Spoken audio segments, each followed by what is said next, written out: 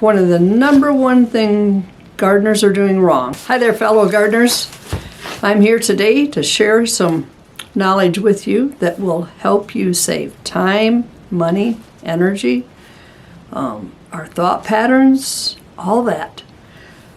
Because I think one of the number one thing gardeners are doing wrong, once we have a live growing plant, is getting that plant to do photosynthesis really, really well. But instead, we're concentrating on trying to just get rid of pests. And that's not where it's at, because the plant, when it's doing photosynthesis really, really well, it can get rid of the pests all by itself. So our role as gardeners is to supply this plant with the right micronutrients when it needs it to do photosynthesis really, really well. Now, I first started learning about this from John Kempf and his Plant Health Pyrmind. I recommend it to you. It'll be in my description below, and maybe I'll link it in here. You should watch it.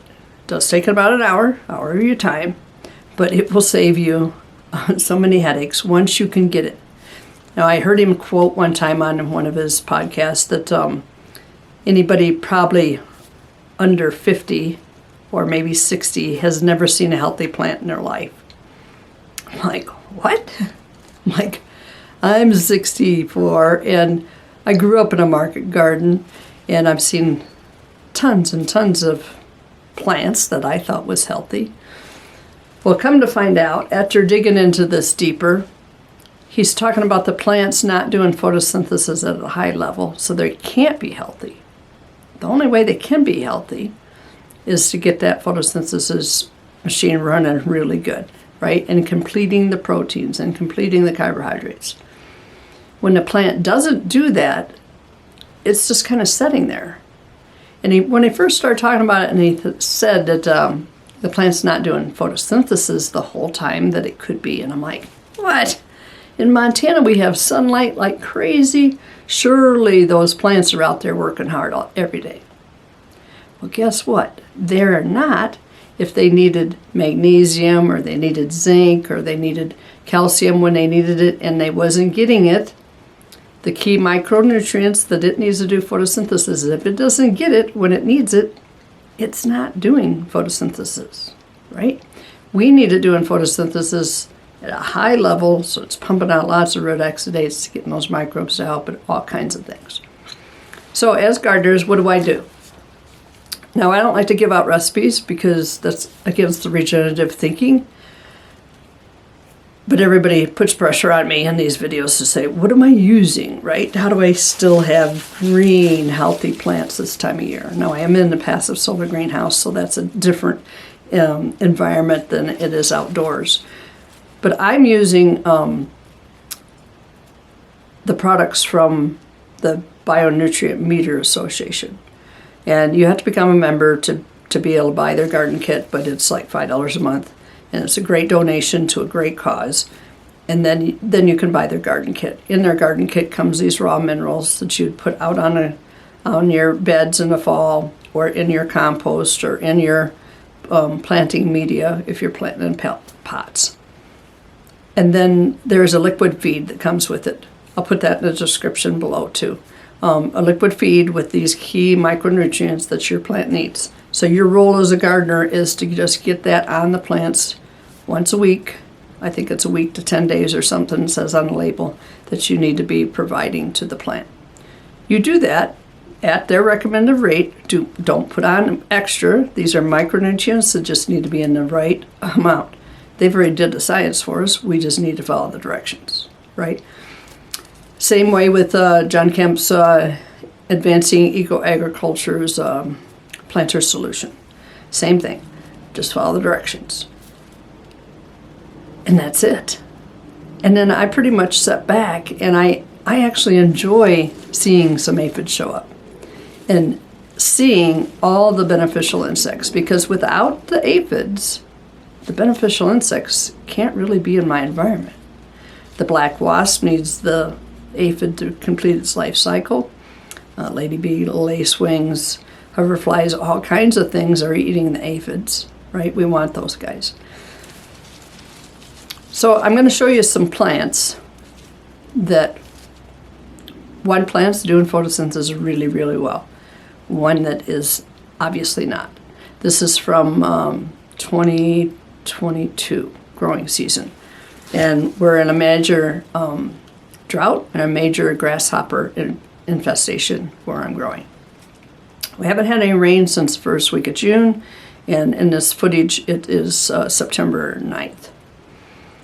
In these plants, there's two different hills of plants there. One that is a hybrid yellow fin, which it's bred up to be resistant to powdery mildew and such. And I've always liked it in the past and always thought it was a really good plant. The other one is Black Beauty, which is the old genetics for zucchini. The Black Beauty is the plant that is still green, lush, and healthy. The two plants were an identical growing situation and exact same practices applied to them. They all got the liquid feed from the Bionutrient Food Association or the planter solution once a week to 2 weeks. That's it, nothing else. And sometimes they didn't get it that often just because I'm busy. They got mulch the same, they got the same soil, they got the same location, they got the same drip irrigation. That's one key thing that the plant needs for photosynthesis is the right amount of water. You don't want to be overwatering, you don't want to be underwatering. Plant's got to have water to be able to do that process. So that's, I think, a no-brainer, but thought I'd better throw that out there, make sure that you're getting that done right. So these plants, I could see the grasshoppers just literally moving from potato variety to potato variety to potato variety and eating the whole variety out before it went to a different variety. The grasshoppers are obviously selecting what they want to eat or what they can eat. So in these zucchini plants, once the grasshoppers was able to digest this yellow fin, they literally defoliated it in 5 days, like completely. And it was huge, big leaves. I thought it was doing well. I thought both plants looked almost identical. I started noticing more grasshoppers setting on the yellow fin than on the Black Beauty, and pretty soon, yeah, they were hammering it. So as soon as that photosynthesis slowed down in that plant and it stopped making that process happen completely, the grasshoppers were able to annihilate it. Now, they did eat the blossoms off both plants, kind of at the peak of stress, right? We'd went, June, July, August, and into September without any moisture. That's a long time and a lot of heat and a lot of hot winds and a lot of sun in Montana just baking them, right? So they were under stress. So when those plants were at their peak of stress, I think the grasshoppers were eating the blossoms out of both plants. But once that Black Beauty got back, kind of got a new breath when we got some cooler weather and started getting a little bit of moisture, it started doing photosynthesis at a higher rate, and it stayed healthy all the way until it died in October from probably 26-degree temperatures before it died. So it handled a light frost, it handled a 30-degree freeze because it was so healthy. And the grasshoppers did not eat it, right? And the plant produced fruit all the way until that last day. That's what we want, right? That's what we want. So, recap, because I'm teaching. Hope you appreciate that. If you don't, I guess watch somebody else's video. But our role as gardeners is to get the photosynthesis, help the plant do photosynthesis. That's our key thing.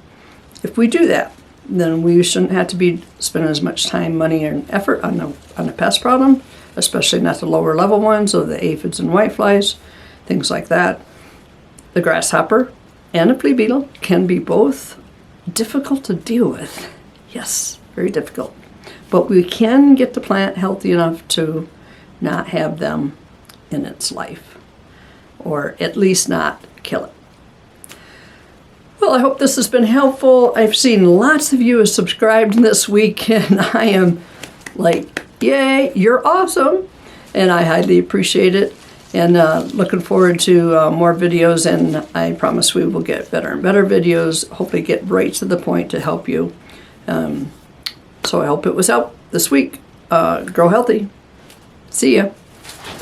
Hey, thanks for being here this late in the video. I've looked at the backside of my YouTube channel, and like most YouTube channels probably, the majority, 80% of the people left long ago. And those of you that are still here, I figure I need to give you something. So I'm going to pay you in knowledge. 56 years of growing knowledge. So when a plant is doing photosynthesis really, really well, and it starts giving us visual cues for us to learn from. I've got a video, I'll link it in the description or below somewhere so that you can find it, on how to tell if your plant's really healthy or not. But I'll just kind of give you a lead in to that video. But one of the major health indicators is on the plants when they are doing photosynthesis really, really well. They're pumping out root exudates down into the soil like crazy, and they have excess nutrients for themselves. They're going to put on fat, right? They make a fat layer, and you can see that. You can see it right on this kale leaf. Wipe it right off, right? It is super healthy when it is producing that fat layer. Now, I used to think, well, this is only on the cabbage and broccoli and cauliflower and such, but that family. But it's actually, you can see it on all plants when they get super, super healthy, right? That's a great indicator for us as gardeners to see that. Pat yourself on the back. Yes. And this plant has not had any aphids. Been in a greenhouse all growing season. This is a passive solar greenhouse that I'm sitting in right now. And it did not have any cabbage moths laying its eggs on the plant.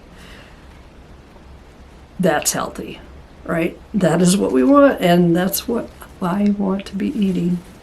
All right, so I hope this helped you. Kind of knowledge bomb for the video, and I'm gonna go eat a kale salad. And it is December 9th, something like that. And sorry about having to film the plants from a year ago and doing a voiceover, but I found it very difficult to do the voice in action while I'm filming the plants because of the wind. Our wind is horrible in Montana, and it can give us a lot of grief and make the audio really, really bad for you guys. So I hope this helped, and grow healthy. I hope you enjoy as fresh a kale as I'm getting to enjoy it today.